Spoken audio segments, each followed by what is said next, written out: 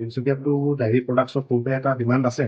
আমি পনীৰ, মাৱা, ক্ষীৰ, নতুন কেইটামান আইটেম আমি এনেকে চিন্তা কৰিছিলোঁ কৰিম বুলি, তিনিচুকীয়া ৰাইজক খুৱাম বুলি।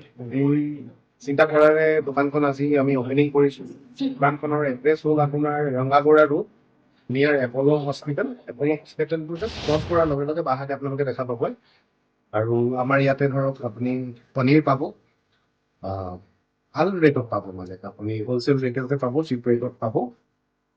খাজুৰ পাব, ভেৰাইটিজ টাইপ অফ আপোনাৰ চানাচুৰ পাব, 20-25 আইটেমৰ আপুনি আচাৰ পাব, কলকাতাৰ আপুনি মিঠাই পাব, ৰসগোল্লা পাব, গুড় ৰসগোল্লা পাব, সন্দেশ পাব, আৰু আৰু কিছুমান নতুন আইটেম আমি চিন্তা কৰি থৈছোঁ। ধৰক ৰাইজৰ উপস্থিতি কামনা কৰিছোঁ, ৰাইজ আহক এবাৰ টেষ্ট কৰি চালে ভাল পাব।